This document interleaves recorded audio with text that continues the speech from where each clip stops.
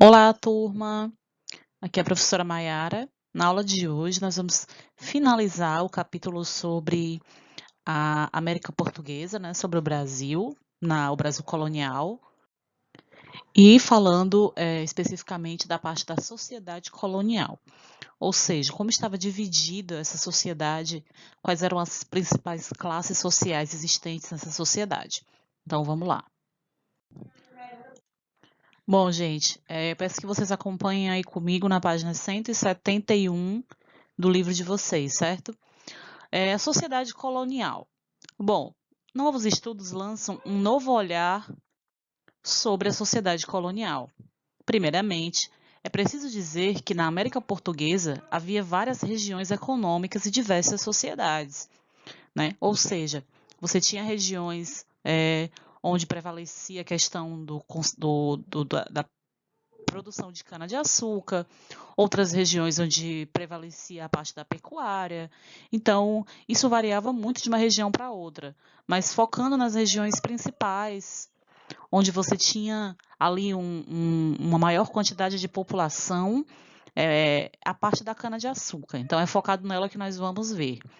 A seguir, estudaremos alguns aspectos importantes da sociedade colonial açucareira. Além dos senhores de engenho, havia nela comerciantes, lavradores de cana, roceiros, vaqueiros, trabalhadores assalariados e escravizados. Os senhores de engenho eram livres e brancos, e os que trabalhavam nos canaviais geralmente eram negros, em boa parte africanos. Mas também havia técnicos e artesãos livres, escravos, brancos, mestiços ou negros.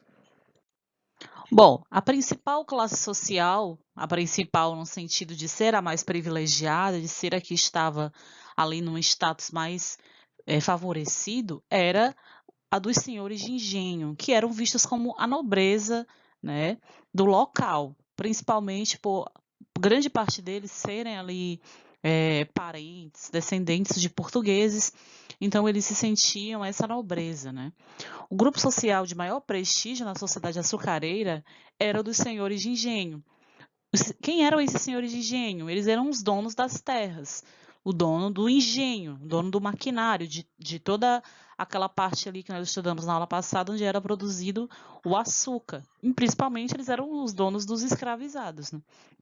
Muitos senhores de engenho descendiam dos primeiros colonizadores portugueses. E, como eu já tinha falado, eles se consideravam essa nobreza da terra. Os laços de sangue reforçados por casamentos entre pessoas dessa nobreza ajudavam a preservar o prestígio e o poder, né, desse grupo social. A nobreza da terra expandia seu poder para além do mundo rural, ocupando também cargos importantes nas câmaras municipais, das vilas e das cidades coloniais.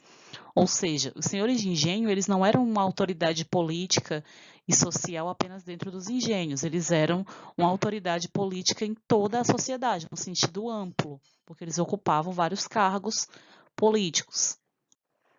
Nas proximidades dos grandes engenhos viviam também homens livres, né, que eram conhecidos como lavradores de cana, assim chamados porque possuíam terras onde cultivavam cana-de-açúcar, mas dependiam do senhor de engenho para moê-la, né, porque eles conseguiam cultivar cana-de-açúcar, mas todo aquele maquinário para fazer o trabalho de refinamento do açúcar era caro, então só os senhores de engenho tinham.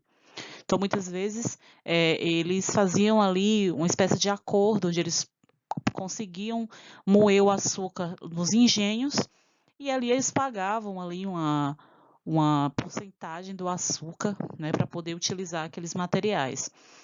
A moradia do senhor de engenho era a Casa Grande, que é descrita pelo historiador Gilberto Freire em um trecho do seu livro Casa Grande Senzala, onde ele diz: possuía paredes grossas de pedra e cal cobertas de telha, alpendre na frente e dos lados, telhados caídos no máximo de proteção contra o sol forte e as chuvas tropicais, várias salas, quartos, corredores, duas cozinhas, despensas, capela. Ou seja, era geralmente uma casa bem grande, bem ampla, né, que ficava ali, geralmente no centro dos engenhos, como nós vimos já na aula passada. Bom, além dos senhores de engenho, outra classe que muitas vezes poderia ser financeiramente bastante privilegiada era a classe dos comerciantes. Né? As maiores fortunas do Brasil colonial estavam nas mãos dos comerciantes, principalmente os comerciantes de escravos. Como nós vimos na aula passada, o tráfico negreiro, o tráfico de pessoas escravizadas era extremamente lucrativo, né? Esse é um dos principais motivos pelos quais a mão de obra indígena foi sendo substituída pela mão de obra de escravizados africanos, né? Então, essas fortunas também, esses comerciantes também comercializavam produtos europeus e indianos, como tecidos, ferramentas e entre outras coisas, e de produtos locais, como animais e alimentos. Muitos comerciantes usavam o dinheiro conseguido pelo comércio para se tornarem senhores de engenho. E assim, né, houve comerciantes que conseguiram chegar nesse topo da hierarquia social, né? Porque lembrando que quando se fala de sociedade colonial, nem sempre o dinheiro ele era algo primordial para que a pessoa atingisse esse status de elite, de nobreza. Muitas vezes os comerciantes eles eram ricos, possuíam dinheiro, mas não possuíam o mesmo prestígio social que os senhores de engenho, porque os senhores de engenho, além do dinheiro, da riqueza, eles tinham ali o sobrenome, aquela descendência portuguesa, eram vistos como pessoas nobres de fato.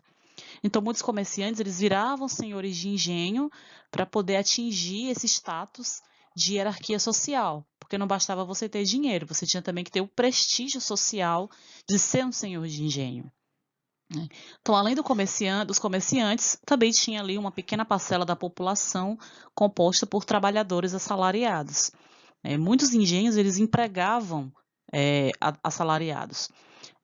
Aqui no quadro que vocês vão encontrar no livro de vocês, na página 172, ele mostra alguns exemplos de trabalhadores que estavam dentro dos engenhos, que eram trabalhadores livres assalariados. Você tinha o feitor-mor, que era responsável por administrar o engenho, toda aquela questão da produção de açúcar, da venda, de saber o preço do açúcar, comercializá-lo. O mestre de açúcar, que ele controlava o trabalho de beneficiamento do açúcar, purgador, trabalhava na purificação do açúcar, caldeireiro, trabalhava nas caldeiras, e o oficial do açúcar, que ele auxiliava o mestre do açúcar. Ou seja, esses trabalhadores eram mais técnicos, né, na produção do açúcar. E você tinha os feitores, né, o feitor do campo, que ele era o responsável por vigiar os escravos. Vigiar e muitas vezes punir caso houvesse alguma tentativa de fuga, alguma revolta. Entre os trabalhadores assalariados dos grandes engenhos também havia artesãos, como carpinteiros, pedreiros, ferreiros e etc. Eles recebiam por dia ou por tarefa. Entre eles, o feitor-mor e os especialistas na produção do açúcar recebiam os mais altos salários. Né? O salário desses profissionais era anual. O mestre de açúcar, responsável pela qualidade do produto, era geralmente o mais bem pago do engenho. Ele era o técnico ali, responsável pela produção do açúcar. E boa parte, né, da sociedade colonial era composta por escravizados. E também os seus descendentes, né?